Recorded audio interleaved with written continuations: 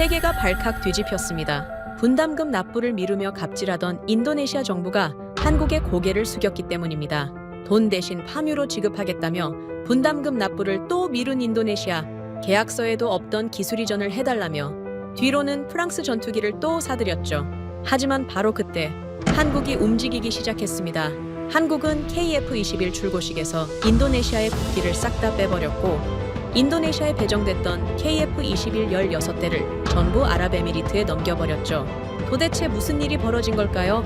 인리를 퇴출시킨 한국의 단호한 결단, 지금 시작합니다. 2026년 3월, 대한민국 사천 공장에서 전 세계가 경악할 일이 벌어졌습니다. KF-21 전투기 동체에 선명하게 박혀있던 인도네시아 국기가 생중계 카메라 앞에서 북북 뜯겨 나갔어요. 수십만 시청자가 보는 앞에서요. 8년간 공동개발국이라는 이름표를 달고 있던 나라의 국기가 스티커 한 장처럼 벗겨져 바닥에 나뒹굴었습니다.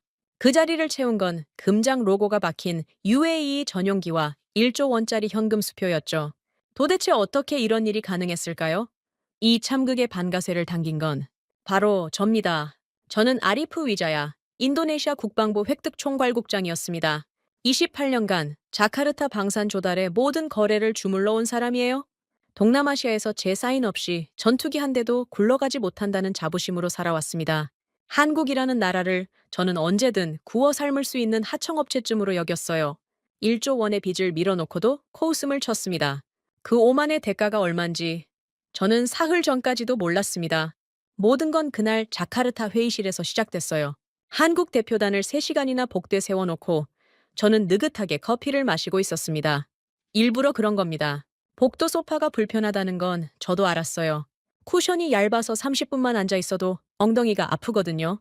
에어컨도 안 되는 그 복도에서 3시간을 버티게 하면 어떤 인간이든 기가 꺾입니다. 미국 로키드 마틴 부사장도 1시간 반 만에 넥타이를 풀었어요. 그런데 한국 대표단은 3시간이 지나도 아무 항의가 없었습니다. 비서관한테 물었더니 복도에서 조용히 서류를 검토하고 있다는 보고가 올라왔어요. 짜증이 났습니다. 기가 꺾여야 협상이 쉬운데 불평 한마디 없이 버티고 있다니요. 아주 괘씸했습니다. 저는 셔츠 소매를 한번 걷어 올려 브레게 시계를 확인하고 자리에서 일어났습니다. 다소사 파리본사 로비스트가 지난달 선물한 시계예요. 팔목에 감기는 무게감이 제 권위를 대변하는 것 같아서 마음에 들었습니다. 회의실 문을 발로 걷어찼어요. 쾅 소리가 복도 끝까지 울렸을 겁니다. 한국 대표단 3명이 긴 테이블 끝에 나란히 앉아 있었습니다. 맨 앞산의 얼굴이 가장 먼저 눈에 들어왔어요. 번지르르한 양복이 아니라 손목깃이 해진 항공 잠바를 입고 있었습니다. 송재호, KAI 수출전략본부장이라는 직함이 붙어 있었는데 차림새만 보면 공장 현장 반장 같았어요. 제가 문을 차고 들어서는데도 고개조차 들지 않더군요. 두꺼운 서류 뭉치에서 눈을 떼지 않았습니다. 그 태도가 저를 건드렸어요. 테이블 한가운데 놓인 서류 뭉치가 눈에 들어왔습니다. 미납 분담금 청구서 1조 원이라는 숫자가 선명했어요. 저는 그 서류를 송 본부장의 얼굴 앞으로 거칠게 밀쳐냈습니다. 종이 몇 장이 테이블 모서리를 넘어 바닥에 흩어졌어요. 송 본부장의 옆에 앉은 젊은 실무자가 움찔했지만 정작 송 본부장 본인은 미동도 하지 않았습니다. 현금은 한 푼도 못 줍니다. 제 목소리가 회의실 벽에 부딪혀 울렸어요. 의자에 앉지도 않은 채 내뱉은 첫마디였습니다. 한국 실무자 하나가 바닥에 흩어진 서류를 줍기 위해 허리를 숙이려 했어요. 송 본부장이 손가락 하나를 까딱하며 그를 제지했습니다. 서류는 바닥에 그대로 두라는 뜻이었죠. 그 여유로운 제지가 오히려 저를 더 자극했어요. 인도네시아산 파묘로 퉁치겠습니다. 현물 대납이요. 싫으면 오늘부로 공동개발국 이름표 떼겠소. 벼랑 끝 협박이었습니다. 계산은 끝나 있었어요. 한국은 KF-21의 최초 수출 실적이 간절했습니다. 인도네시아라는 이름이 수출 타이틀에 박혀야 후속 중동 시장이 열리거든요. 그 목마름을 저는 정확히 알고 있었어요. 제가 판을 깨겠다고 으름장을 놓는 순간 한국이 사색이 되어 바짓가랑이를 붙잡을 거라고 확신했습니다. 동남아 최대 시장이라는 간판의 무게를 모를 리가 없으니까요. 그런데 송 본부장의 표정이 변하지 않았습니다. 눈 하나 깜짝하지 않았어요. 그 무표정이 저를 불안하게 만들었습니다. 분노로 뒤덮인 제 머릿속 한 구석에서 아주 작은 의문이 고개를 들었어요. 왜 안 떨까? 왜 저 사람은 동요하지 않는 걸까? 하지만 그 의문을 곱씹을 여유는 없었습니다. 저는 이미 다음 수를 준비해 놓았으니까요. 주머니에서 서류 봉투를 꺼냈어요. 어젯밤 프랑스 다소사와 은밀하게 체결한 라팔 전투기 42대 구매 가계약서 4번이었습니다. 10조 원짜리 현금 계약이에요. 저는 그 서류를 테이블 위에 탁 던졌습니다. 일부러 송 본부장 쪽으로 밀었어요. 한국한테 줄 돈은 없지만 프랑스한테 줄 돈은 넘친다는 걸 눈앞에서 확인시켜 준 겁니다. 완벽한 모욕이었죠. 우리 현금은 라팔했습니다. 이 판 안 깨고 싶으면 밀린 돈 탕감하고 KF-21 핵심 도면부터 넘기시오. 쐐기를 박았습니다. 한국 실무자의 손이 떨리는 게 보였어요. 분노 때문이겠죠. 저는 속으로 쾌감을 느꼈습니다. 이 정도면 충분합니다. 곧 송 본부장이 울상을 지으며 본국에 긴급 연락을 하겠죠. 서울에서 지시가 내려오면 고개를 숙이고 저한테 매달리기 시작할 겁니다. 뻔한 수순이었어요. 그때 송 본부장이 움직였습니다. 천천히, 아주 천천히 테이블 위에 작은 물건 하나를 올려놓았어요. 소형 녹음기였습니다. 딸깍! 붉은 불빛이 전멸하기 시작했어요. 회의실에 싸늘한 정적이 내려앉았습니다. 에어컨 바람소리만 윙하고 돌았어요. 제 시선이 녹음기에 꽂혔습니다. 뭘 하자는 겁니까? 심장이 한 박자 빨라진 걸 느꼈어요. 하지만 내색하지 않았습니다. 저는 10조 원짜리 다소 계약서를 턱으로 가리키며 웃었어요. 이건 보셨습니까? 제 목소리엔 여전히 여유가 묻어 있었습니다. 적어도 제 귀에는 그렇게 들렸어요. 송 본부장이 다소 계약서를 힐끗 보았습니다. 딱 1초였어요. 그리고 시선을 거두었습니다. 서류를 집어 들지도 펼쳐보지도 않았어요. 10조 원짜리 폭탄에 눈길조차 주지 않은 겁니다. 축하합니다. 그 한마디가 전부였습니다. 건조했어요. 감정이 실려있지 않았습니다. 축하인지 조롱인지 분간이 되지 않았어요. 제 태양혈이 욱신거리기 시작했습니다. 저는 목청을 높였어요. 라팔의 성능이 KF-21보다 월등하다는 이야기부터 인도네시아 없이는 한국 방산이 동남아 시장에 발도 못 붙인다는 협박까지 생각나는 모든 무기를 쏟아냈습니다. 목이 쉬도록 고함을 질렀어요. 회의실 유리창이 덜덜 떨릴 정도였습니다. 송 본부장은 꿈쩍도 하지 않았습니다. 제 고함이 벽에 부딪혀 되돌아오는 동안 그는 가슴 주머니에서 낡은 만년필을 꺼냈어요. 항공잠바 안주머니에서 손때 묻은 수첩도 함께 나왔습니다. 만년필 뚜껑을 조용히 열었어요. 그리고 적기 시작했습니다. 싸각, 싸각, 싸각.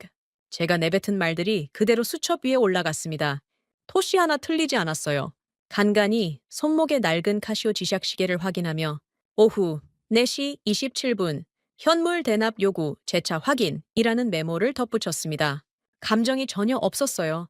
제 협박을 받아 적는 게 아니라 기상청 직원이 오늘의 기온을 적듯 담담했습니다. 등줄기가 서늘해졌어요.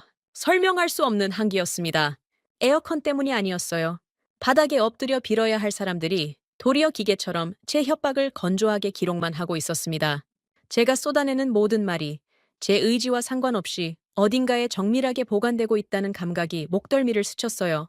완벽했던 제 승리의 판에 정체를 알 수 없는 균열이 한 줄기 스며들기 시작했습니다. 하지만 인정할 수 없었습니다. 저는 28년 경력의 아리프 위자야예요. 항공잠바 입은 공장 반장 따위한테 기가 죽을 사람이 아닙니다.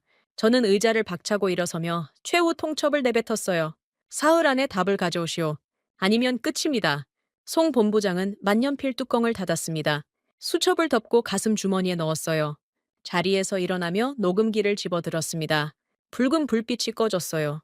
회의실을 나가기 직전 송 본부장이 문손잡이에 손을 얹은 채 뒤도 돌아보지 않고 말했습니다. 사흘이면 충분하죠. 문이 닫혔어요. 발소리가 복도로 멀어져 갔습니다. 저는 텅 빈 회의실에 혼자 서서 브레게 시계의 초침 소리를 들었어요.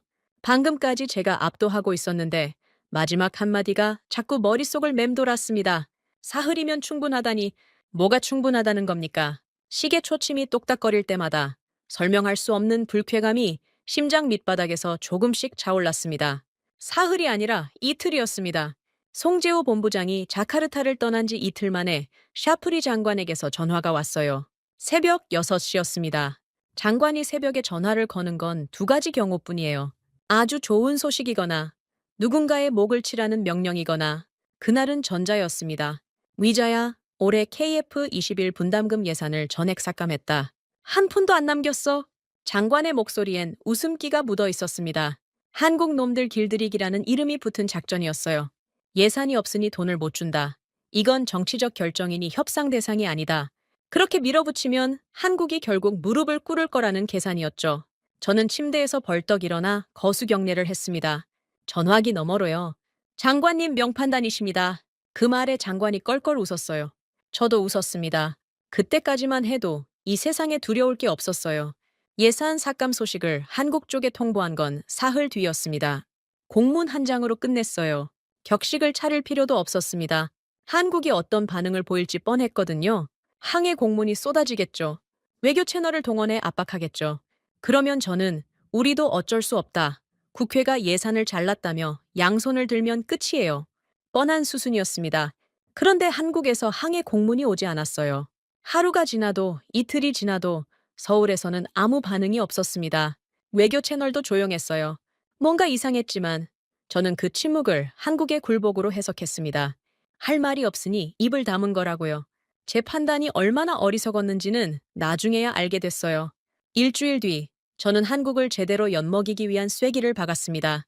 카타르에서 퇴역 예정인 중고 미라주 2000 전투기 24대를 현금 1조 원에 긴급 구매한다는 기사를 터뜨린 거예요. 의도적이었습니다. 한국한테는 돈이 없다고 울상을 짓고 같은 주에 프랑스제 중고 전투기를 현금 박치기로 사들이는 모습을 전 세계에 보여준 겁니다. 한국 여론이 들끓겠죠.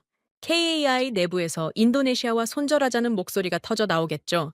그러면 한국 정부가 다급해져서 저한테 매달릴 수밖에 없어요. 저는 뉴스 기사를 스마트폰으로 캡처해서 장관에게 보냈습니다. 장관이 엄지 이모티콘을 보내왔어요. 다음 날 자카르타 국방부에서 후속 협의가 잡혔습니다. 송재호 본부장이 다시 왔어요. 같은 항공잠바, 같은 카시오 지샥시계, 같은 무표정, 변한 게 하나도 없었습니다. 저는 미라주 기사가 나간 뒤니까 당연히 안색이 달라졌을 거라고 기대했어요. 주먹을 불끈 쥐든가, 최소한 언성을 높이든가, 아무것도 없었습니다. 송 본부장은 자리에 앉자마자 서류 가방에서 신문 스크랩을 한 장 꺼냈어요. 카타르 미라주 구매 기사였습니다. 깔끔하게 오려붙인 스크랩 옆에 빨간 펜으로 날짜와 금액이 적혀 있었어요. 그걸 두꺼운 바인더에 철했습니다. 바인더 표지에는 계약 위반 누적 기록이라는 라벨이 붙어 있었어요. 담담하게 서류를 정리하는 회계사처럼요. 그 모습이 거슬렸습니다. 저는 일부러 송 본부장이 듣도록 중동 무기 브로커에게 전화를 걸었어요. 스피커폰으로 켰습니다. 아랍어 통역관을 끼고 UAE 쪽 중개상과 라팔 부품 수급 이야기를 나누며 낄낄거렸어요. 한국 전투기는 안중에도 없다는 걸 몸으로 보여준 겁니다. 송 본부장은 제 통화 내용을 들으며 수첩에 뭔가를 적었습니다. 또 적고 있었어요. 만년필이 사각거리는 소리가 제 웃음소리 사이로 스며들었습니다. 전화를 끊고 저는 본론으로 들어갔어요. 책상 위에 공문 한 장을 밀었습니다. KF-21에 인도네시아 국기를 계속 달아주는 조건으로 ASA 레이더 핵심 소스 코드를 이전하라는 공식 요구서였어요. 제 도장까지 찍어서 보냈습니다. 선을 넘는 요구라는 건 저도 알았어요. 하지만 밀어붙이면 한국이 결국 꺾일 거라고 믿었습니다. 동남아 시장을 잃는 것보다 소스코드 몇 줄 넘기는 게 싸다고 판단할 테니까요. 송 본부장 옆에 앉은 젊은 KAI 실무자의 손이 떨리기 시작했어요. 주먹을 꽉 쥐고 있었습니다. 입술이 바르르 떨렸어요. 뭔가 말하려는 게 분명했습니다. 저는 속으로 쾌감을 느꼈어요. 드디어 균열이 보이기 시작했거든요. 한 명이라도 감정을 터뜨리면 그걸 빌미로 외교 문제를 만들 수 있었습니다. 제발 한마디만 해라. 속으로 빌었어요. 송 본부장이 그 실무자를 봤습니다. 눈짓 한 번이었어요. 고개를 아주 미세하게 가로저었습니다. 그걸로 끝이었어요. 실무자의 주먹이 풀렸습니다. 떨리던 입술이 다물렸어요. 완벽한 제지였습니다. 한마디도 없이 눈빛 하나로 분노를 잠재운 겁니다. 저는 그 순간 처음으로 송재호라는 사람이 단순한 실무자가 아닐 수 있다는 생각이 스쳤어요. 하지만 인정하고 싶지 않았습니다. 회의실 문이 벌컥 열렸어요. 토니 하르요노 공군 참모총장이 들어왔습니다. 군복깃이 꼿꼿하게 세워져 있었고 얼굴이 붉었어요. 분노로 상기된 얼굴이었습니다. 장관의 허락 없이 회의실에 난입한 거였어요. 국장님, 제발 정신 차리십시오. 현대전에서 무인기와 연동할 수 있는 전투기는 한국 KF-21이 유일합니다. 라팔은 깡통이에요. 6세대 무인기 연동 기술이 빠진 전투기를 사는 건 30년 전 전쟁을 준비하겠다는 소리입니다. 이 알량한 갑질이 조국의 하늘을 팔아먹고 있다는 걸 왜 모르십니까? 토니 참모총장의 목이 붉어질 때까지 외치는 그 절규에 회의실이 잠시 조용해졌어요. 저는 손등으로 코끝을 문질렀습니다. 군인은 무기만 알지 정치를 모릅니다. 한국 전투기가 좋은 건 저도 알아요. 하지만 이건 성능의 문제가 아니라 힘의 문제입니다. 한국을 쥐어짜서 기술을 공짜로 뜯어내는 게 인도네시아의 국익이에요. 저는 경호원을 불러 토니 참모총장을 회의실 밖으로 끌어냈습니다. 참모총장이 문틀을 붙잡고 버텼지만 소용없었어요. 그 직후 바유 위도도 정비대대장에게서 긴급 전화가 왔습니다. 사정이 딱했어요. 수라바야 공군기지에서 가동률이 바닥을 치고 있다는 보고였습니다. 부품이 없어서 날 수 있는 전투기가 10대 중 3대뿐이라는 거예요. 나머지 7대에서 쓸만한 부품을 뜯어다가 3대에 끼우는 동족 포식을 하고 있었습니다. 바유 대대장의 목소리가 갈라졌어요. 국장님, 부품 수급이 안 되면 다음 달에는 비행 가능한 기체가 한 대로 줄어듭니다. 제발 무리한 협상을 멈춰 주십시오. 저는 웃었습니다. 코웃음이었어요. 바유 대대장의 간청을 한쪽 귀로 흘리며 전화를 끊었습니다. 현장에서 렌치를 돌리는 사람들의 사정 따위는 제 계산에 없었어요. 그날 밤 저는 사천 KAI 공장에 파견된 우리 기술진에게 극비 지시를 내렸습니다. KF-21 핵심 서버에 접속해서 설계 도면을 다운로드하라는 명령이었어요. 인질이 되어주면 더 좋았습니다. 한국이 우리 기술진을 건드리면 외교 문제로 비화시킬 수 있으니까요. 완벽한 양면 작전이라고 스스로 감탄했습니다. 답이 온 건 다음 날 새벽이었어요. 파견 기술진 팀장의 목소리가 떨리고 있었습니다. 국장님, 서버에 접속이 안 됩니다. 모든 계정이 조회 전용으로 강등되어 있어요. 다운로드 버튼 자체가 사라졌습니다. 언제 바뀌었는지 모르겠지만 저희가 알아채기 전에 이미 권한이 잠겨 있었어요. 심장이 쿵 내려앉았습니다. 조용히, 아무 예고도 없이 한국은 핵심 서버의 문을 닫아 걸었던 겁니다. 항해 공문 한 장 없이요. 경고 한마디 없이요. 그냥 잠갔어요. 저는 브레이크 시계를 만지작거리며 이를 악물었습니다. 다음 날 회의실에서 저는 KAI 측 프레젠테이션 스크린의 전원 코드를 잡아 뽑아버렸어요. 스크린이 꺼지며 회의실이 어두워졌습니다. 제 나름의 최후 시위였어요. 의자를 걷어차며 회의장을 나갔습니다. 뒤에서 쿵소리가 났어요. 저는 뒤돌아보지 않았습니다. 하지만 나중에 안 사실이 하나 있어요. 제가 문을 박차고 나간 뒤 송재호 본부장은 어두워진 회의실에서 자리를 뜨지 않았다는 겁니다. 낡은 카시오 지샥시계의 야광 버튼을 눌러 시각을 확인했어요. 그리고 계약 위반 누적 대장을 펼쳐 빨간 펜으로 가지런히 줄을 그었습니다. 날짜, 시각, 위반 내용. 제가 회의실에서 고함을 지르고 전원 코드를 뽑고 스크린을 꺼뜨린 그 모든 행위가 한 줄 한 줄 적혀 들어갔어요. 제가 쏟아낸 모든 오만과 모욕이 빨간 펜 아래에서 가지런히 정렬되고 있었습니다. 그것이 무엇을 위한 기록인지 저는 아직 알지 못했어요. 외신이 먼저 알려줬습니다. 제가 아니라요. KF-21 양산 1호기 출고식이 열린다는 소식을 저는 블룸버그 속보로 접했어요. 사천 공장에서 6세대급 무인기 연동 기술이 적용된 첫 번째 양상이가 나온다는 내용이었습니다. 전 세계 외신 일면을 도배했어요. CNN, 로이터, 알자지라까지 일제히 톱뉴스로 올렸습니다. 국산 AESA 레이더와 무인기 복합체계가 완벽하게 연동된 전투기라는 수식어가 기사마다 붙어 있었어요. 시간당 유지비가 1,500만 원이라는 숫자도 빠지지 않았습니다. 저는 기사를 읽으며 콧노래를 불렀어요. 출고식이라 잔치를 벌인다는 뜻이죠. 잔치엔 귀빈이 필요합니다. 공동개발국 획득총괄국장인 제가 단상에 서야 그림이 완성되거든요. 인도네시아 국기가 전투기 동체에 박혀있는 장면을 전 세계에 송출하려면 저를 모셔가야 해요. 저는 이미 머릿속으로 사천 출고식 시나리오를 그리고 있었습니다. VIP 전용기로 도착해서 한국 국방장관과 악수하고 현지 조립 라인 100%, 무상 이전 합의서에 사인하는 장면을 외신 카메라에 담는 거예요.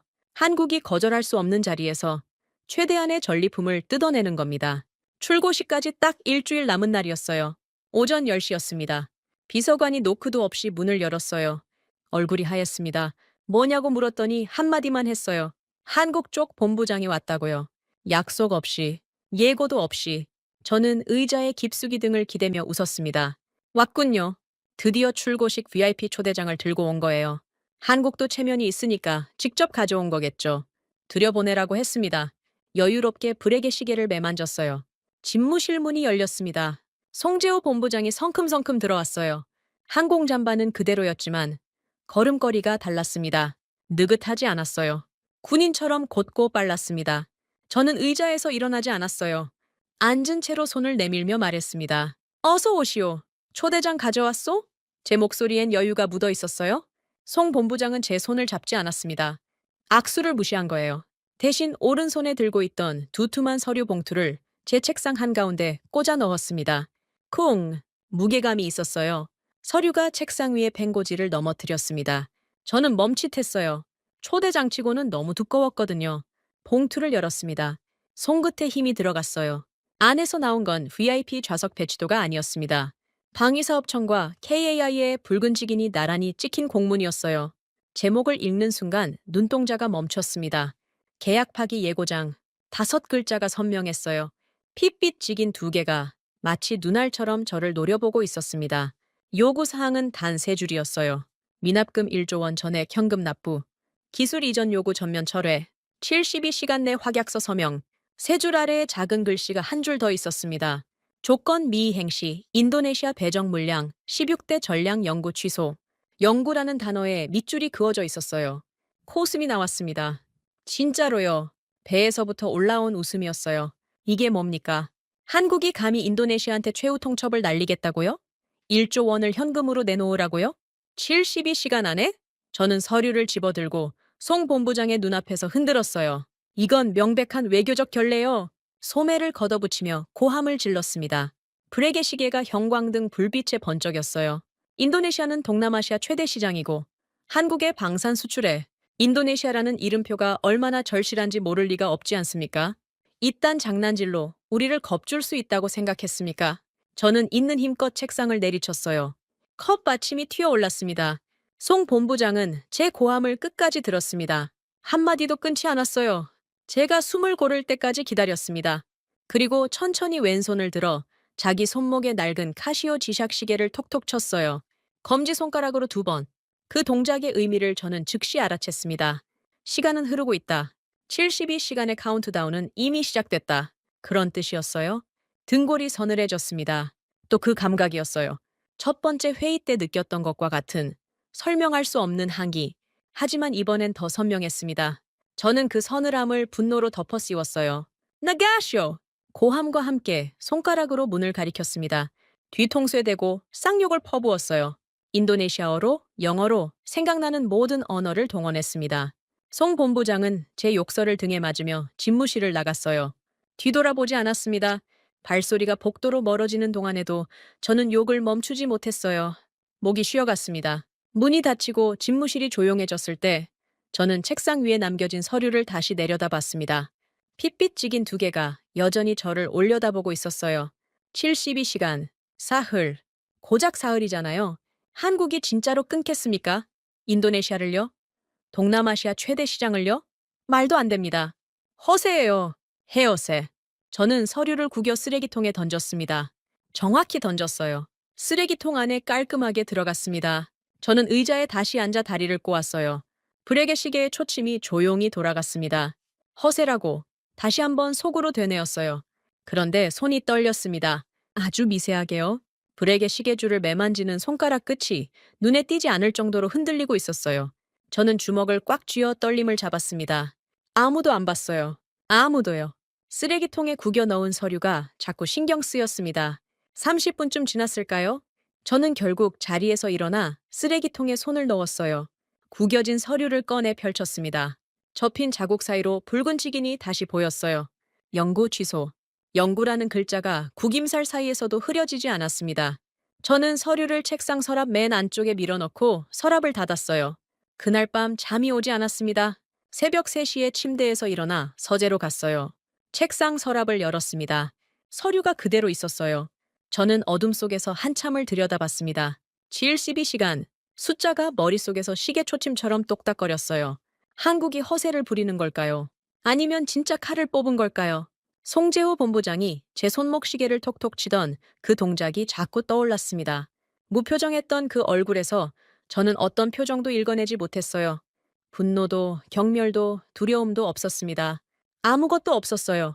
그게 가장 무서웠습니다. 서재 창문 너머로 자카르타의 새벽 하늘이 보였어요. 수라바야 기지에서 부품이 없어 날지 못하는 전투기들이 문득 떠올랐습니다. 바유 대대장이 갈라진 목소리로 매달리던 게 생각났어요. 하지만 저는 고개를 저었습니다. 그건 그 사람들 사정이에요. 제 사정이 아닙니다. 저는 서랍을 닫고 침대로 돌아갔어요. 이불을 덮었지만 여전히 잠이 오지 않았습니다. 스마트폰 화면이 켜졌어요. 알림 하나가 떴습니다. KAI 발신이었어요. 자녀 시간 통보, 70시간. 심장이 덜컥 내려앉았습니다. 카운트다운이 진짜 시작된 거예요. 저는 스마트폰을 뒤집어 베개 밑에 밀어 넣었습니다. 눈을 감았어요. 불에게 시계의 초침이 어둠 속에서 또각또각 울렸습니다. 그 소리가 밤새 멈추지 않았어요. 데드라인 48시간 전이었습니다. 등줄기에 식은땀이 흘렀어요. 인정하기 싫었지만 불안했습니다. 새벽부터 스마트폰을 들여다봤어요. KI에서 보내는 자녀 시간 통보가 2시간 간격으로 찍혀 들어왔습니다. 자녀 48시간, 자녀 46시간, 기계적이었어요. 감정이 없는 숫자들이 화면에 줄지어 내려앉을 때마다 심장이 쪼그라드는 것 같았습니다. 저는 아침 7시에 차관보를 불렀어요. 험한 수디르자. 제 밑에서 12년간 굳은 일을 도맡아온 충직한 부하입니다. 저는 험한을 한국의 특사로 보내기로 했어요. 명분은 간단했습니다. 장관님, 결제가 아직 안 떨어졌으니 한 달만 연기해달라. 이 한마디면 충분했어요. 관료의 세계에서 결제 핑계는 만능이거든요. 미국한테도 통하고 프랑스한테도 통했습니다. 한국이라고 다를 게 뭐가 있겠습니까? 험한이 인천행 비행기를 탔어요. 착륙 후 곧장 KAI 본사로 향했습니다. 저는 자카르타 집무실에서 전화를 기다렸어요. 1시간이 지나도 연락이 없었습니다. 2시간이 지나자 초조해졌어요. 3시간째 전화벨이 울렸습니다.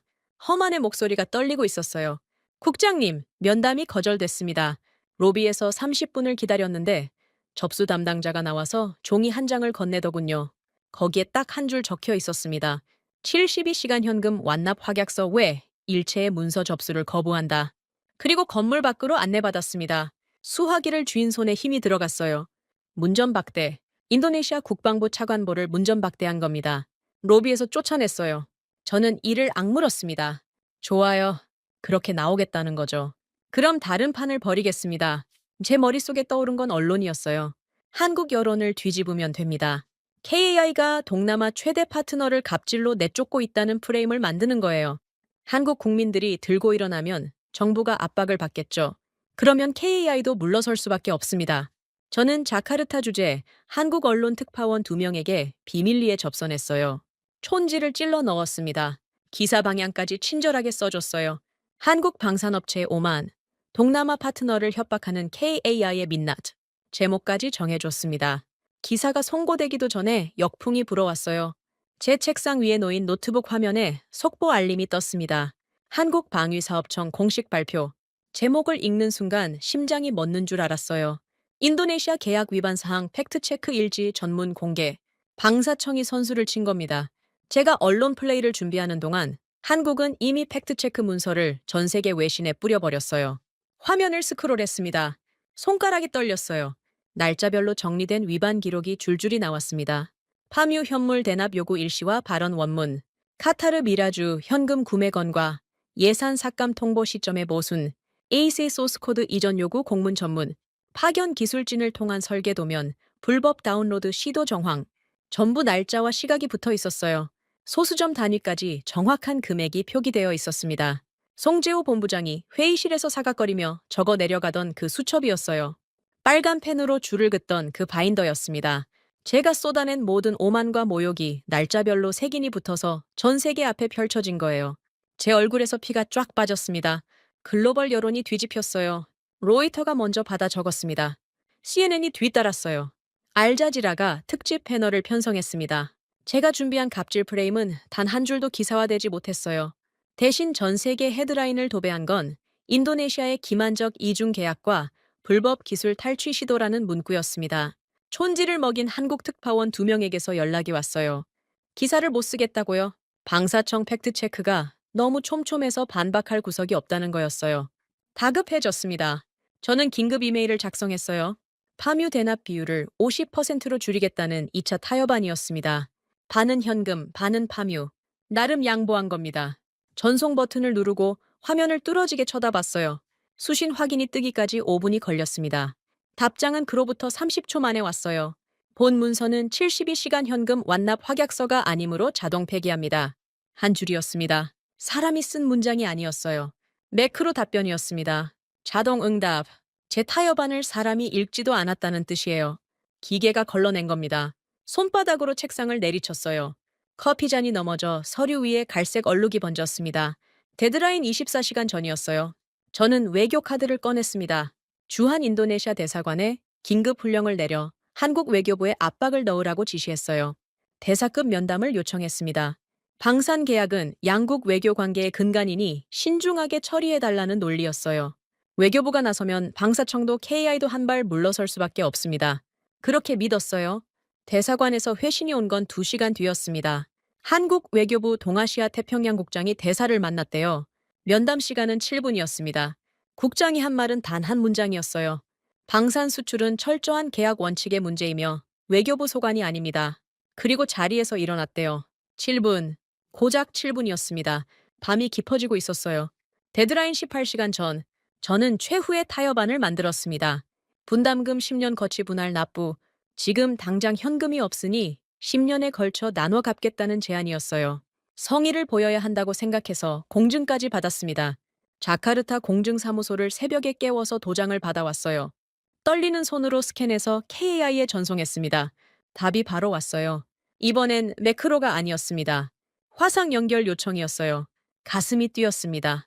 드디어 대화 창구가 열리는 건가. 화면이 켜졌어요. KAI 실무자 한 명이 앉아 있었습니다. 제 얼굴을 보지도 않았어요. 그 실무자는 제가 보낸 10년 거치 분할 납부 서류를 출력해서 들고 있었습니다. 공증 도장이 선명한 그 서류를요. 실무자가 천천히 일어서더니 옆에 놓인 파쇄기에 서류를 밀어 넣었습니다. 윙! 기계음이 화상 마이크를 통해 제 귀에 꽂혔어요. 제 눈앞에서 새벽에 공증사무소를 깨워가며 만든 서류가 면발처럼 잘려나갔습니다. 화면이 꺼졌어요. 연결 종료. 의자 등받이에 머리를 부딪혔습니다. 천장이 빙빙 돌았어요. 이건 뭡니까? 이건 도대체 뭡니까? 그때 집무실 문이 벌컥 열렸어요. 토니 하르요노 공군 참모총장이었습니다. 군복이 구겨져 있었어요. 급하게 달려온 게 분명했습니다. 토니 참모총장이 제 책상 앞까지 성큼성큼 다가왔어요. 저를 내려다봤습니다. 눈이 충혈되어 있었어요. 위자야, 마지막으로 묻겠다. 지금이라도 현금을 치면 늦지 않았어. 미라주 계약을 취소하고 그 돈을 한국에 보내면 아직 기회가 있단 말이야. 토니 참모총장의 목소리가 갈라졌어요. 멱살을 잡힐 뻔했습니다. 참모총장의 손이 제 옷깃 근처까지 왔어요. 저는 경호원을 불렀습니다. 2명이 달려와 참모총장의 양팔을 잡았어요. 토니 참모총장이 끌려나가면서 고함을 질렀습니다. 내 놈이 조국의 하늘을 팔아먹고 있어. 알고나 있냐? 문이 닫혔어요. 고함이 복도 너머로 멀어졌습니다. 저는 흐트러진 옷매무새를 고치며 브레이크 시계를 봤어요. 데드라인 12시간 전. 자정이 가까웠습니다. 저는 차를 몰고 샤프리 장관의 사저로 달려갔어요. 장관이라면 해결할 수 있습니다. 장관이 직접 나서면 한국 쪽도 체면을 세워줄 겁니다. 장관은 인도네시아 군부의 최고 실세예요. 그분의 전화 한 통이면 모든 게 해결됩니다. 사저에 도착했을 때 대문은 굳게 닫혀 있었어요. 인터폰을 눌렀습니다. 한참 뒤에 비서관이 나왔어요. 장관님을 뵈어야 합니다. 긴급합니다. 제 목소리가 떨리고 있었습니다. 비서관이 저를 올려다봤어요. 표정이 없었습니다. 입을 열었어요. 장관님 말씀이십니다. 내 선에서 알아서 수습해. 철문이 닫혔습니다. 콩! 소리가 가슴 한가운데를 때렸어요. 저는 철문 앞에 서서 움직이지 못했습니다. 다리에 힘이 풀렸어요. 꼬리 자르기. 장관이 저를 버린 겁니다. 내 선에서 알아서 수습해. 그 한마디가 제 28년 충성에 대한 답이었어요. 차에 돌아와 운전대에 이 말을 기댔습니다. 스마트폰이 울렸어요. 카이벌씬! 자녀 시간 통보 10시간. 이어서 또 울렸어요. 자녀 9시간. 사형 선고가 1시간 간격으로 날아들고 있었습니다. 저는 스마트폰을 조수석에 내던졌어요. 화면이 꺼지지 않았습니다. 숫자가 어둠 속에서 푸르게 빛났어요. 자카르타의 밤하늘에는 별이 없었습니다. 도시의 불빛이 전부 삼켜버렸거든요. 저는 운전대 위에 이마를 댄 채 눈을 감았어요. 송재호 본부장이 카시오 지샥 시계를 톡톡 치던 손가락이 어둠 속에서 선명하게 떠올랐습니다. 그 무표정한 얼굴이, 그 사각거리는 만년필 소리가 제 머릿속을 가득 채웠어요. 스마트폰이 또 울렸습니다. 자녀 8시간. 데드라인 종료 2시간 전이었습니다. 새벽 내내 한숨도 못 잤어요. 셔츠가 땀에 절어 등에 달라붙었습니다. 거울을 볼 용기가 없었어요. 눈 밑이 시커멓게 내려앉았을 거라는 건 알고 있었습니다. 커피를 4잔째 마셨는데 손떨림만 심해졌어요. 카페인 때문인지 공포 때문인지 구분이 되지 않았습니다. 저는 화상회의를 요청했어요. 마지막 카드였습니다. 직접 얼굴을 보고 이야기하면 뭔가 달라지지 않겠습니까? 사람 대 사람으로 마주보면 칼을 못 쓰는 법이에요. 적어도 제가 아는 세상에서는 그랬습니다. 화상 연결 요청을 보내고 3분을 기다렸어요. 수락 알림이 떴습니다. 가슴이 뛰었어요. 아직 끝나지 않았다는 뜻이니까요. 화면이 켜졌습니다. 송재호 본부장이 아니었어요. 항공잠바도 가시오 지샥시계도 보이지 않았습니다. 대신 은퇴 안경을 쓴 사내가 화면 정중앙에 앉아 있었어요. 가르마가 한치의 오차도 없이 정확하게 나뉘어 있었습니다. 양복깃에 방위사업청 배지가 붙어 있었어요. 배지 아래 이름표를 읽었습니다. 박태산 계약 법무부장. 처음 보는 얼굴이었어요. 송 본부장은 어디 있습니까? 제 목소리가 갈라졌어요. 박태산이라는 사내가 안경 너머로 저를 봤습니다. 동공이 미동하지 않았어요. 송 본부장님은 출고식 현장 준비로 자리를 비우셨습니다. 남은 절차는 제가 담당합니다. 남은 절차. 그 단어가 귓전을 스쳤어요. 절차라니요? 아직 협상이 끝나지 않았는데 무슨 절차를 밟겠다는 겁니까? 저는 화면을 향해 몸을 앞으로 숙였습니다. 땀이 턱끝에서 뚝 떨어졌어요. 박 부장, 좋습니다. 적당히 깎아줄 테니 이쯤에서 합의합시다. 파묘 비율을 30%로 낮추겠소. 나머지 70은 현금으로 하겠소. 단, 납부 기한을 6개월만 늘려주시오. 제 목소리엔 애걸이 묻어 있었습니다. 스스로도 알았어요. 이틀 전만 해도 상상할 수 없었던 톤이었습니다. 하지만 지금은 자존심을 차릴 여유가 없었어요. 16대의 전투기가 사라지느냐 마느냐의 갈림길이었으니까요. 박태산 부장은 제 말이 끝날 때까지 미동도 하지 않았습니다. 얼굴에 감정이 없었어요. 송재호 본부장과 같은 부류의 사람이라는 걸 직감적으로 알아챘습니다. 찔러도 피 한 방울 안 나올 것 같은 인상이었어요. 박 부장이 천천히 책상 위에서 두꺼운 파일을 집어들었습니다. 표지가 카메라에 잡혔어요. 법무 검토 완료라는 직인이 선명했습니다. 파일을 세우르륵 펼쳤어요. 수십 장의 서류가 넘어갔습니다. 특정 페이지에서 손가락이 멈췄어요. 박 부장이 그 페이지를 카메라 앞으로 바짝 들이밀었습니다. 화면 가득 글씨가 찼어요. 본 계약서 특약 제사조 2항, 조건부 유예 절대 불가 조항에 의거하여 귀국에 연장하는 검토 가치조차 없어 즉각 폐기했습니다. 박 부장의 목소리는 평탄했어요. 뉴스 앵커가 오늘의 날씨를 읽듯 담담했습니다. 하지만 그 안에 담긴 내용은 날씨가 아니었어요. 칼날이었습니다. 저는 눈을 비볐어요. 특약 제사조 2항이라니 그런 조항이 있었습니까? 계약서를 사인할 때 분명히 훑어봤습니다. 아니, 솔직히 말하면 훑어보지 않았어요. 부하 직원에게 시켜서 요약본만 받아봤습니다. 수백 페이지짜리 계약서를 누가 다 읽겠습니까? 특약은 형식적인 장치라고 생각했어요. 어차피 한국이 파기할 배짱이 없을 테니 사문화된 조항이라고 무시했습니다. 박 부장이 계속 읽었어요. 동조항 남목. 기한 내 조건 미이행 시 기납부금 전액은 대한민국 국고에 영구 귀속되며 공동개발국 지위는 복원 불가능한 형태로 영구 박탈됩니다. 영구 귀속. 귀가 먹먹했어요. 6천억 원이 영구 귀속된다고요? 우리가 8년간 나눠낸 그 돈을 한 푼도 안 돌려준다는 겁니까? 저는 의자에서 벌떡 일어섰습니다. 무릎이 책상 모서리에 부딪혀 욱신거렸지만 느끼지 못했어요. 그건 사기 계약이요. 그 조항은 무효요. 우리한테 설명한 적도 없잖소. 고함을 질렀습니다. 목이 터질 것 같았어요. 박태산 부장은 안경을 살짝 치켜 올렸습니다. 그 동작이 끝나자 서류 뒷면을 카메라에 비췄어요. 서명란이었습니다. 인도네시아 국방부 획득 총괄국장 아리프 위자야. 제 사인이 선명하게 찍혀 있었어요. 날짜까지 제 손으로 적은 겁니다. 5년 전이었어요. 읽지도 않고 사인한 그 페이지가 지금 제 목을 조르고 있었습니다. 다리에 힘이 풀렸어요. 의자에 털썩 주저앉았습니다. 화면 속 박 부장은 서류를 내려놓고 양손을 가지런히 책상 위에 모았어요. 기다리는 자세였습니다. 더 할 말이 있으면 하라는 뜻이었죠. 저는 마지막 카드를 꺼냈어요. 떨리는 목소리로 내뱉었습니다. 역소. 박이야시오. 하지만 우리가 낸 6천억 원은 당장 토해내야 할 것이오. 국제중재재판소에 가겠소. 환불 카드였습니다. 6천억이라는 숫자가 제 마지막 무기였어요.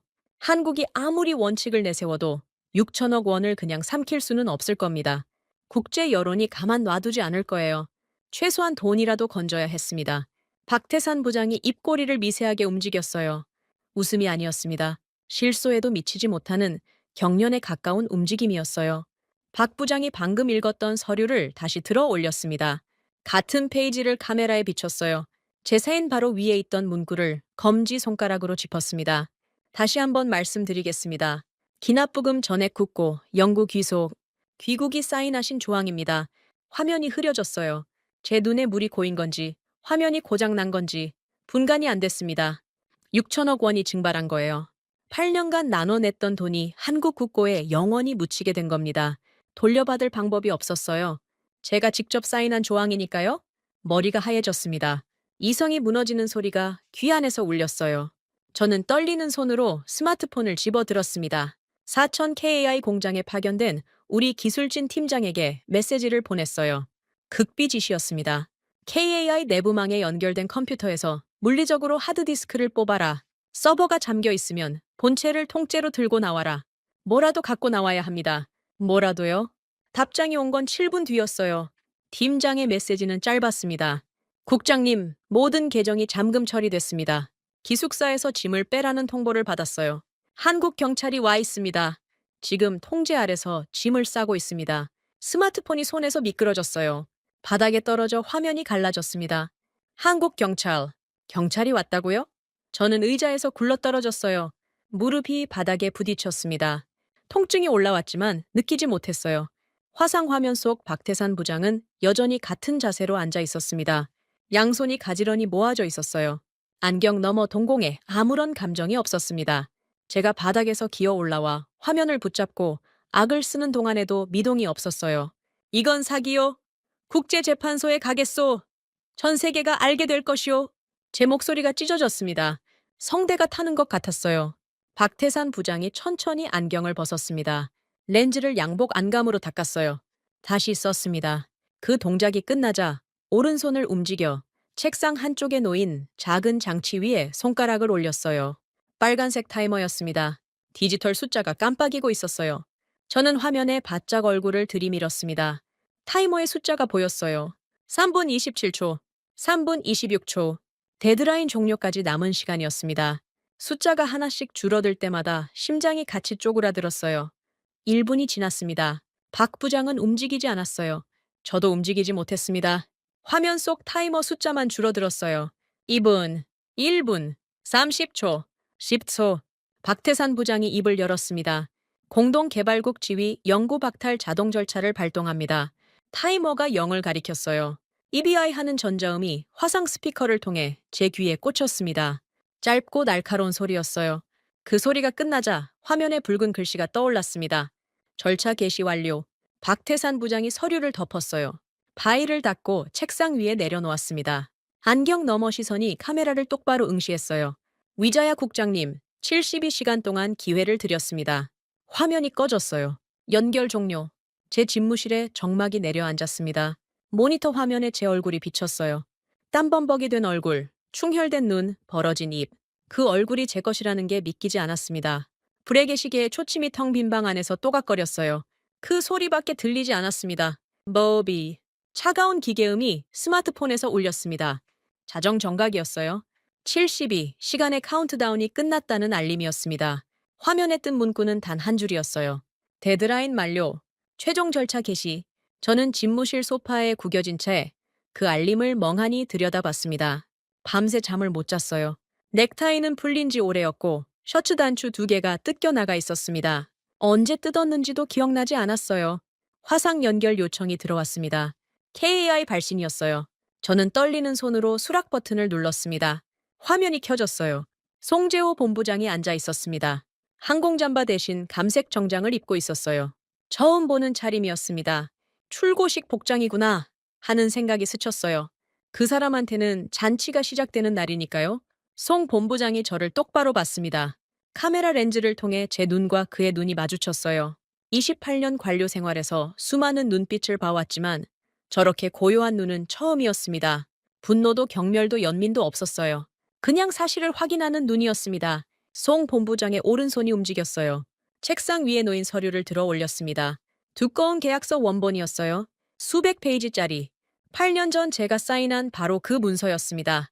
송 본부장이 왼손으로 붉은 도장을 집었어요. 계약 파기. 영문으로 터미네이티드라는 글자가 새겨진 고무인장이었습니다. 도장을 계약서 표지에 대고 힘을 줬어요. 쾅! 소리가 화상 스피커를 뚫고 들어왔습니다. 붉은 잉크가 종이 위에 번졌어요. 8년짜리 계약이 붉은 도장 하나로 끝났습니다. 저는 화면 앞에서 입을 벌린 채 굳어 있었어요. 말이 나오지 않았습니다. 송 본부장이 도장을 내려놓고 계약서를 덮었어요. 표지의 붉은 인장이 마지막으로 카메라에 잡혔습니다. 화면이 꺼졌어요. 연결 종료. 그로부터 15분 뒤에 전화가 울렸습니다. 샤프리 장관이었어요. 새벽에 장관이 직접 전화를 건다는 건 전쟁이 터졌거나 누군가의 목이 달아나기 직전이라는 뜻이에요. 장관의 목소리는 쉰 듯 낮았습니다. 위자야, 무슨 수를 써서라도 파기를 막아. 이제 와서요? 사저 철문 앞에서 저를 내쫓아 놓고 네 선에서 알아서 수습하라고 등을 돌려놓고 이제 와서 무슨 수를 쓰라고요? 가슴 밑바닥에서 뭔가가 끌어올랐지만 입 밖에 내지 못했어요. 장관은 장관이니까요. 저는 알겠습니다. 한마디만 하고 전화를 끊었습니다. 다급하게 KI 쪽 라인을 돌렸어요. 송재호 본부장 직통 번호를 눌렀습니다. 신호음이 한 번 울리더니 뚝 끊겼어요. 다시 걸었습니다. 같은 결과였어요. 방사청 국제협력과 번호를 눌렀습니다. 이 번호는 사용할 수 없습니다. 기계 음성이 나왔어요. KI 대외협력실, 연결되지 않습니다. 방사청 대변인실, 수신 거부, 인도네시아 국방부의 모든 발신 번호가 차단되어 있었습니다. 하나도 빠짐없이요. 저는 스마트폰을 바닥에 내동댕이 쳤어요. 화면이 두 번째로 갈라졌습니다. 동이 텄어요. 3월 27일 아침이었습니다. 자카르타의 하늘이 붉게 물들었어요. 저는 집무실 창가에 서서 그 하늘을 봤습니다. 아무 생각이 나지 않았어요. 머릿속이 텅 비어 있었습니다. 9시가 되자 뉴스 알림이 쏟아지기 시작했어요. 한국 사천 KI 공장에서 KF-21 양산 1호기 출고식이 시작됐다는 속보였습니다. 전 세계 외신이 운집했다는 기사가 줄줄이 올라왔어요. CNN, 로이터, 알자지라, NHK, 사천이라는 작은 도시에 전 세계 카메라가 모인 거예요. 저는 텅 빈 집무실에서 스마트폰 유튜브 생중계를 켰습니다. 갈라진 화면 너머로 사천 공장 활주로가 보였어요. 하늘이 쪽빛이었습니다. 자카르타의 흐린 하늘과는 달랐어요. 투명했습니다. 활주로 위에 KF-21이 서 있었어요. 은회색 동체가 아침 햇살을 받아 빛나고 있었습니다. 아름다웠어요. 인정하기 싫었지만 그건 진짜 아름다운 전투기였습니다. 카메라가 동체를 클로즈업했어요. 기수 아래쪽에 두 개의 국기가 나란히 인쇄되어 있었습니다. 태극기와 인도네시아 국기, 빨간색과 하얀색이 나란히 빛나고 있었어요. 아직 붙어 있었습니다. 제가 갈기갈기 찢어놓은 파트너십의 마지막 흔적이 전투기 동체에 아직 남아 있었어요. 생중계 화면이 전환됐습니다. 단상 위에 한국방위사업청장과 KAI 대표이사가 나란히 서 있었어요. 축사가 시작됐습니다. 저는 그 축사를 듣지 않았어요. 시선이 동체의 인도네시아 국기에 고정되어 있었거든요. 아직 붙어 있다.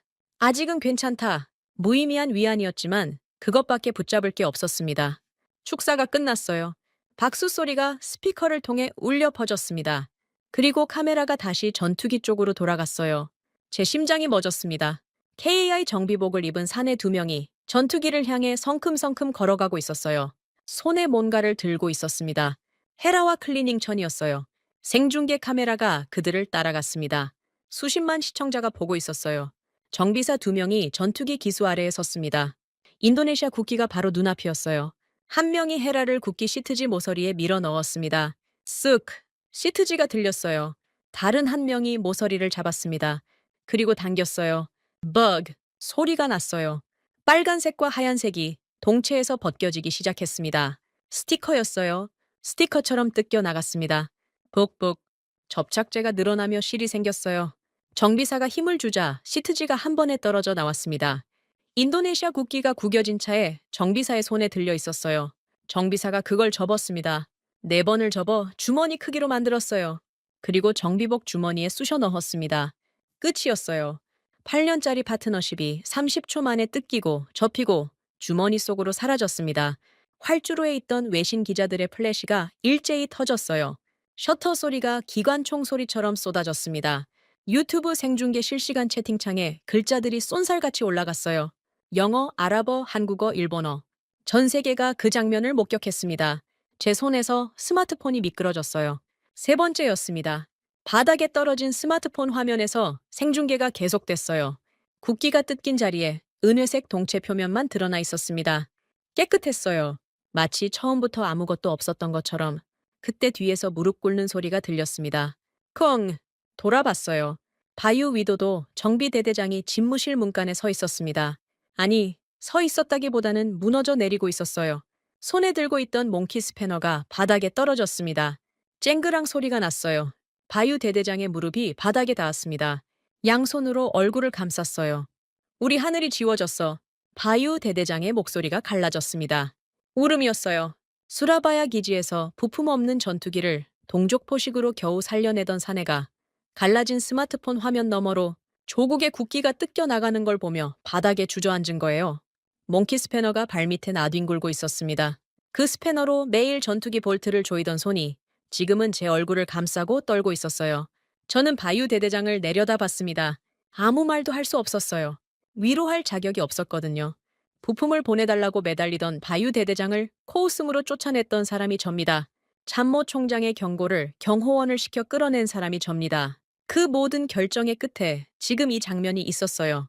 구겨진 국기, 무너진 사내, 텅 빈 집무실, 갈라진 스마트폰 화면에서 생중계가 이어지고 있었습니다. 국기가 뜯긴 KF-21의 은회색 동체가 사천의 쪽빛 하늘 아래서 여전히 빛나고 있었어요. 전투기는 아름다웠습니다. 하지만 그 아름다움이 더 이상 우리 것이 아니었어요. 정비사 주머니 속에 구겨져 들어간 국기만이 모든 게 꿈이 아니라는 증거였습니다. 국기가 뜯겨 나간 자리에 카메라 플래시가 쏟아지고 있을 때였습니다. 생중계 화면 구석에 뭔가가 잡혔어요. 활주로 끝자락에 비행기 한 대가 착륙하고 있었습니다. 민항기가 아니었어요. 동체 전체가 진주색으로 칠해져 있었고 수직 미익에 금장 로고가 박혀 있었습니다. 아랍어 서체였어요. 카메라가 급하게 줌을 당겼습니다. 전용기였어요. UAE 국적 표시가 선명했습니다. 저는 바닥에 떨어진 스마트폰을 주워들고 화면에 얼굴을 들이밀었어요. 갈라진 유리 틈 사이로 전용기의 도어가 열리는 게 보였습니다. 트랩이 내려왔어요. 하얀 전통 복장을 한 사내가 트랩 위의 모습을 드러냈습니다. 한박 웃음을 짓고 있었어요. 사천 활주로의 아침 바람에 카피에가 펄럭였습니다. 타레크 알 호사니, UAE 타와준 사무총장이었어요. 중동 방산시장의 최고 실세입니다. 이름만으로 수조 원이 움직이는 사람이에요. 심장이 쿵 내려앉았습니다. 왜 저 사람이 여기에 있습니까? 출고식 뒤빈 명단에 UAE는 없었어요. 적어도 제가 알기로는 없었습니다. 알 호사니 총장이 트랩을 내려와 활주로를 성큼성큼 걸었어요. 한국 쪽 관계자 서너 명이 달려가 악수를 나눴습니다. 송재호 본부장도 보였어요. 감색 정장 차림의 송 본부장이 알 호사니 총장과 두 손을 맞잡고 있었습니다. 둘 다 웃고 있었어요.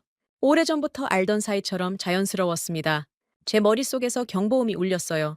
이건 우연이 아닙니다. 72시간 데드라인이 끝나자마자, 정확히 끝나자마자 중동 최고 실세가 전용기를 타고 날아온 겁니다. 우연일 리가 없었어요. 이건 처음부터 짜여 있었습니다. 한국이 우리를 잘라내는 순간을 기다리며 활주로 너머에서 엔진을 돌리고 있었던 거예요. 알 호사니 총장이 단상으로 올라갔습니다. 외신 기자들의 카메라가 일제히 방향을 틀었어요. 마이크 숲이 단상 앞에 빼곡했습니다. 알 호사니 총장이 마이크를 잡았어요. 아랍어가 아닌 유창한 영어였습니다. 동시통역이 한국어와 아랍어로 깔렸어요. 생중계 자막이 화면 하단에 떴습니다. 저는 글자 하나하나를 읽었어요. 눈알이 빠질 것 같았습니다. 알 호사니 총장이 인도네시아라는 이름을 입에 올렸어요. 제 심장이 멈췄습니다. 인도네시아가 버린 물량 16대 전량을 우리 UAE가 즉시 인수하겠습니다. 버린 물량. 버렸다고요? 우리가 버린 게 아닙니다. 빼앗긴 거예요. 하지만 전 세계 카메라 앞에서 알 호사니 총장의 입을 통해 나온 단어는 분명히 버린이었습니다. 인도네시아가 스스로 내다버린 쓰레기를 UAE가 주워 담겠다는 뉘앙스였어요. 치가 떨렸습니다. 그런데 알 호사니 총장의 발언이 거기서 끝나지 않았어요. 다음 문장에서 저는 의자 팔걸이를 부러뜨릴 뻔했습니다. 가격 협상은 필요 없습니다. 1조 원 전액을 현금 100% 선입금으로 즉시 결제하겠습니다. 전액 선입금, 깎기 한 푼 없이 현금으로. 저는 8년 동안 1조 원을 밀어놓고 파묘로 때우겠다고 발악했어요. 그런데 UAE는 1조 원을 그 자리에서 협상 한 번 없이 현금 다발로 내려놓겠다고 선언한 겁니다. 제가 8년간 질질 끌며 한국에 숨통을 조였다고 믿었던 그 금액을 중동의 오일머니가 30초 만에 청산해 버렸어요. 활주로에 환호성이 터졌습니다. 한국 쪽 관계자들의 박수가 쏟아졌어요. 외신 기자들의 플래시가 또다시 기관총처럼 쏟아졌습니다. 생중계 채팅창은 폭발하고 있었어요. 영어와 아랍어와 한국어가 뒤섞여 화면을 타고 미친 듯이 올라갔습니다. 저는 소파 등받이에 머리를 기댔어요. 천장이 빙빙 돌았습니다. 스마트폰 화면에서 생중계가 이어졌어요. 한국방위사업청 관계자와 알호사니 총장이 테이블 앞에 나란히 섰습니다. 서류가 펼쳐졌어요. 만년필이 오갔습니다. 독점 가계약서에 서명하는 장면이 전 세계에 송출됐어요. 한국 측 관계자가 악수를 건네며 말했습니다. 신용이 확실한 새 파트너를 환영한다고요. 제가 8년간 차지하고 있던 자리에 같은 날 같은 활주로에서 새 주인이 사인을 하고 있었어요. 그때 화면에 속보 자막이 깔렸습니다. 제 눈이 자막에 꽂혔어요. UAE KF-21 물량 인수에 이어 6세대 무인기 공동개발 파트너 권리까지 전면 인수 추진. 숨이 막혔습니다. 물량만 가져간 게 아니었어요. 우리가 공동개발국으로서 쥐고 있던 6세대 무인기 기술 접근 권한, 그 파트너 자격까지 UAE가 통째로 가져가겠다는 거였습니다. 제가 8년간 기술을 뜯어내겠다고 소스코드를 내놓으라고 악을 쓰며 들이밀었던 그 권리를 UAE가 현금 다발과 함께 웃으며 챙겨간 거예요. 제 손가락 사이로 모래가 빠져나가듯 모든 것이 흘러내리고 있었습니다. 생중계 화면 한쪽에 방산 전문가 인터뷰가 삽입됐어요. 블룸버그 인텔리전스 방위산업 수석 애널리스트라는 직함이 붙어 있었습니다. 에릭 주라는 이름이었어요. 안경을 쓴 중국계 미국인이었습니다. 에릭 주 애널리스트가 카메라를 똑바로 보며 말했어요. 한국은 수백억 부채의 무임승차국을 단칼에 도려냄으로써 중동 오일머니를 독점할 완벽한 투자 신뢰도를 증명했습니다. 오늘 사천에서 벌어진 일은 단순한 계약 변경이 아닙니다. K방산의 글로벌 신용 등급이 한 단계 올라간 사건입니다. 무임승차국, 그 단어가 가슴에 모처럼 박혔어요. 에릭 주 애널리스트의 리포트가 전 세계 금융 단말기에 동시 송출되고 있었습니다. 한국 방산 관련 기업들의 주가가 실시간으로 치솟았어요. KAI 주가가 장시작 30분 만에 상한가를 찍었습니다. 한화에어로스페이스, LIG 넥스원, 현대로템까지 줄줄이 올랐어요. 전 세계 방산 시장이 요동치고 있었습니다. 저는 소파에서 몸을 일으켰어요. 떨리는 손으로 스마트폰을 들었습니다. 다쏘사 담당자 번호를 눌렀어요. 프랑스 파리 본사 직통이었습니다. 라팔 전투기라도 잡아야 했어요. 한국과 끝났으니 라팔이라도 빨리 받아야 합니다. 긴급 인도를 요청해야 했어요. 신호음이 울렸습니다. 한 번, 두 번, 세 번, 네 번째 신호음 뒤에 연결됐어요. 다소 담당자의 목소리가 들렸습니다. 뒤에서 웅성거리는 소리가 났어요. 공항 라운지 같았습니다. 위자야 국장님? 지금 중동 VIP 일정 때문에 바쁩니다. 나중에 연락드리죠. 둑. 전화가 끊겼습니다. 제가 끄는 게 아니에요. 다소 담당자가 끄는 겁니다. 중동 VIP 일정이라고 했어요. 사천 활주로에서 금장 로고 전용기를 타고 온 알호산이 총장의 얼굴이 떠올랐습니다. 다소사도 중동 쪽 거래를 쫓고 있는 거예요. 인도네시아 같은 외상 거래처보다 현금을 쌓아놓은 중동이 우선이었던 겁니다. 저는 프랑스한테도 버림받은 거였어요. 스마트폰을 내려놓았습니다. 집무실이 조용했어요. 바유 대대장은 아까 몽키 스패너를 남긴 채 나간 뒤 돌아오지 않았습니다. 비서관도 보이지 않았어요. 건물 전체가 텅 빈 것 같았습니다. 저만 남은 것 같았어요.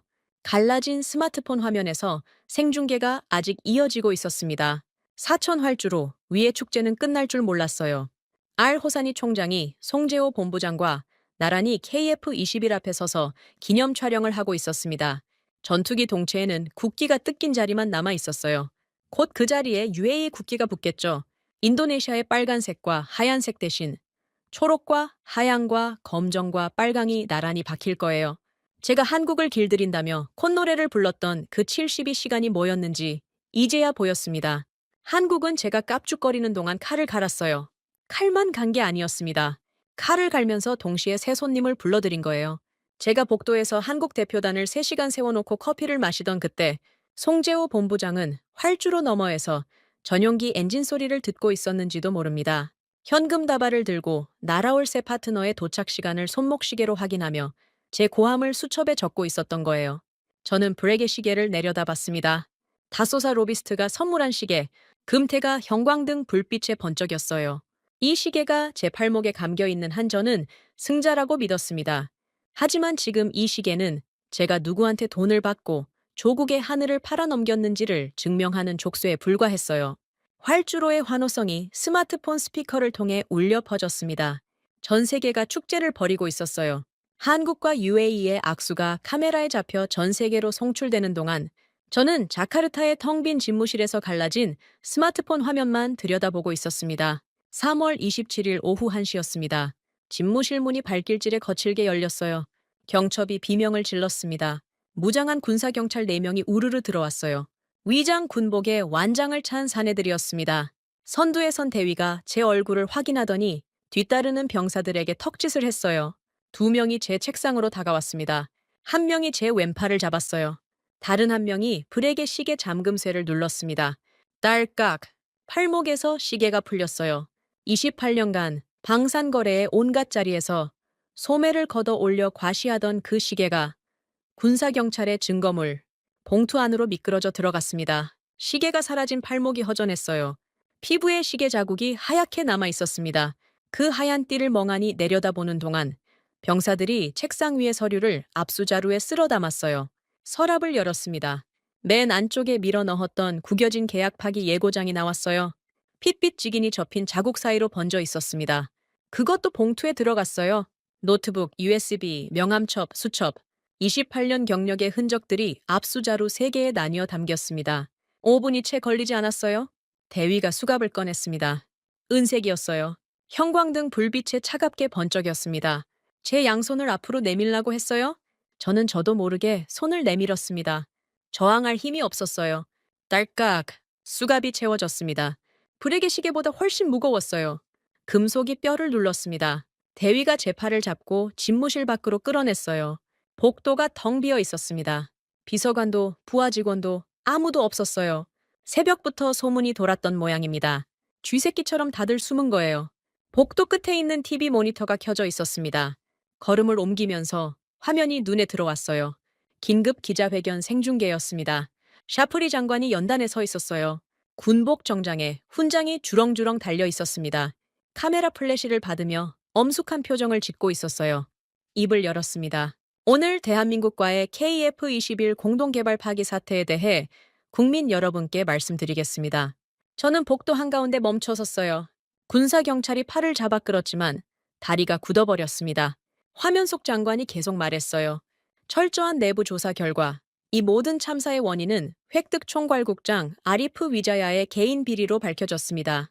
위자야 국장은 프랑스 다소사로부터 거액의 리베이트를 수수하고 국익을 훼손하는 방향으로 협상을 의도적으로 파탄시켰습니다. 귀를 의심했어요. 리베이트라고요? 다소사한테 돈을 받았다고요? 시계 하나 받은 건 맞습니다. 하지만 그건 장관도 알고 있었어요. 장관이 시키는 대로 했을 뿐이에요. 예산 삭감도 장관의 지시였습니다. 한국 길들이기도 장관의 작전이었어요. 파뮤 대납도 소스코드 요구도 전부 장관의 승인 아래 진행된 겁니다. 그런데 지금 저 연단 위에서 그 장관이 모든 것을 제 탓으로 돌리고 있었어요. 꼬리 자르기, 사저 철문 앞에서 이미 예고된 결말이었습니다. 네 선에서 알아서 수습해.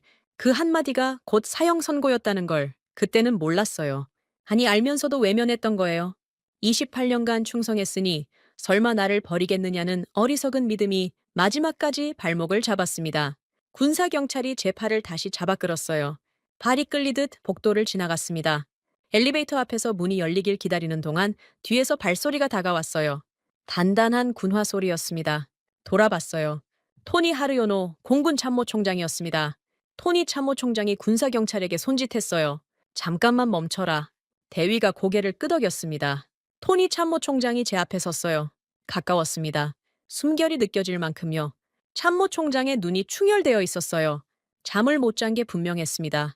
저와 같은 밤을 보낸 거예요. 하지만 이유가 달랐겠죠. 저는 제 목을 걱정하며 뒤척였고 토니 참모총장은 조국의 하늘을 걱정하며 뜬 눈으로 밤을 지사온 거예요. 토니 참모총장이 입을 열었습니다. 낮은 목소리였어요. 고함이 아니었습니다. 오히려 조용했어요. 그래서 더 무서웠습니다. 위자야, 내 놈의 얄팍한 갑질쇼가 우리 공군을 30년 후퇴시켰다. 6세대 무인기 연동이 가능한 전투기는 KF-21 뿐이었어. 그걸 내 놈이 파묘로 때우겠다고. 소스 코드를 내놓으라고 깽판을 쳐서 날려먹은 거야. 이제 우리 조종사들은 부품도 없는 고철 덩어리를 몰고 하늘에 올라가야 해. 그게 내 놈이 한 일이다. 한마디 한마디가 못이었어요. 가슴에 박혔습니다. 저는 고개를 숙였어요. 수갑 찬 손이 떨렸습니다. 토니 참모 총장의 눈에 물기가 번졌어요. 하지만 눈물을 흘리지는 않았습니다. 군인이니까요. 참모 총장이 한 발 뒤로 물러섰어요. 등을 돌렸습니다. 군화 소리가 복도를 울리며 멀어졌어요. 엘리베이터가 열렸습니다. 군사경찰이 저를 밀어 넣었어요. 지하 주차장으로 내려갔습니다. 군 호송차가 대기하고 있었어요. 짙은 초록색 철판 차량이었습니다. 뒷문이 열렸어요. 안은 어두웠습니다. 좁은 벤치 하나가 전부였어요. 저는 고개를 숙이고 올라탔습니다. 등이 철판에 부딪혔어요. 차가웠습니다. 호송차가 출발했어요. 좁은 창살 틈으로 바깥이 보였습니다. 자카르타 시내를 빠져나가 교외로 접어들자 군 기지 활주로가 눈에 들어왔어요. 수라바야가 아니라 한림 기지였습니다. 활주로 옆에 전투기 여러 대가 늘어서 있었어요. 라팔이었습니다. 카타르에서 긴급 도입한 중고 미라주가 아니라 다소사와 가계약을 맺었던 라팔이요. 아직 정식 인도도 안 된 초기 물량 2대가 테스트 명목으로 들어와 있었어요. 하지만 날개가 꺾여 있었습니다. 정확히는 날개 파일런에 붙어야 할 무장 체결 장치가 빠져 있었어요. 엔진 카울링이 열린 채 고정되어 있었고 내부 배선이 허옇게 드러나 있었습니다. 부품이 없는 거예요. 동족 포식을 당한 흔적이 역력했습니다. 바유 대대장이 매일같이 겪고 있던 그 참혹한 현실이 활주로 위에 고스란히 널려 있었어요. 날 수 없는 전투기, 부품을 뜯겨 속이 드러난 고철 덩어리, 그것이 제가 조국에 남긴 유산이었습니다. 호송차 창살 너머로 기지가 멀어졌어요. 군사 감옥이 가까워지고 있었습니다. 차 안의 작은 모니터에서 뉴스가 흘러나왔어요. 볼륨이 낮았지만 들렸습니다. 사천 출고식 이후 전 세계 방산 시장의 반응을 보도하고 있었어요. 중동을 넘어 유럽의 폴란드까지 KF-21 도입 의향서를 보냈다는 속보가 떠 있었습니다. 노르웨이, 말레이시아, 콜롬비아, 줄줄이 이름이 올라왔어요. 한국의 전투기를 사겠다고 전 세계가 줄을 서고 있었습니다. 제가 하청업체라고 비웃던 그 나라의 전투기 앞에요. 호송차가 멈췄습니다. 철문이 열렸어요. 군사 감옥이었습니다. 콘크리트 벽이 높았어요. 저는 호송차에서 내려 철문 안으로 걸어 들어갔습니다. 복도가 길었어요. 형광등이 노랗게 깜빡거렸습니다. 독방 문이 열렸어요. 안으로 들어갔습니다. 문이 닫혔어요. 컹! 울림이 뼛속까지 파고들었습니다. 독방은 좁았어요. 벽과 바닥이 전부 콘크리트였습니다. 침상 하나와 병이 하나, 그게 전부였어요. 창문은 손바닥 크기만 했습니다. 오후 5시에 햇빛이 비스듬히 들어왔어요. 저는 침상에 앉지 않았습니다. 바닥에 주저앉았어요.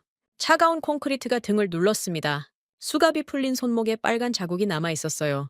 브레게 시계가 있던 자리 바로 위였습니다. 시계 자국과 수갑 자국이 겹쳐져 있었어요. 하나는 허영의 증거였고 하나는 파멸의 증거였습니다. 압수당하기 직전 갈라진 스마트폰에 떴던 마지막 알림이 떠올랐어요. 메일 한 통이었습니다. 발신자는 송재호, KI 수출전략본부장. 제목은 없었어요. 본문은 단 한 줄이었습니다. 협상은 끝났지만 인도네시아의 무운을 빕니다. 무운을 빈다. 그 한마디가 뼈를 때렸어요. 조롱이었을까요? 예의였을까요? 둘 다인 것 같았습니다. 28년 경력의 방산 관료를 상대로 항공잠바 차림의 낡은 가시오 지샥시계를 찬 사내가 녹음기와 만년필과 빨간 펜만으로 완벽하게 목을 잘라놓고 마지막에 남긴 말이 무운을 빈다는 한 줄이었어요. 독방 바닥에 웅크려 앉아 귀를 기울였습니다. 아무 소리도 들리지 않았어요? 브레게 시계의 초침 소리도, KAI의 자녀시간 통보음도, 샤프리 장관의 전화벨도 전부 사라졌습니다. 그런데 이상한 소리가 들렸어요. 환청이었습니다. 송재호 본부장이 회의실에서 만년필로 수첩에 적어 내려가던 그 소리가 콘크리트 벽 사이로 울려 퍼졌어요. 싸각, 싸각, 싸각. 제가 내뱉은 모든 오만이 기록되던 그 소리가 머릿속을 가득 채웠습니다. 저는 두 손으로 머리를 쥐어뜯었어요. 언제든 구워 삶을 수 있다고 믿었던, 한국을 만만한 호구로 착각했던 그 알량한 오만함이 결국 제 목을 쳤습니다. 조국 하늘의 미래까지 함께요. 독방의 손바닥만한 창문 너머로 자카르타의 하늘이 어두워지고 있었어요. 그 하늘을 지킬 전투기는 이제 없었습니다. 지금까지 대한민국의 감동을 전하는 감동 윤아였습니다. 다음 영상에서 더 재미있고 감동적인 대한민국의 이야기로 찾아뵙겠습니다. 선배님들 좋은 하루 되세요.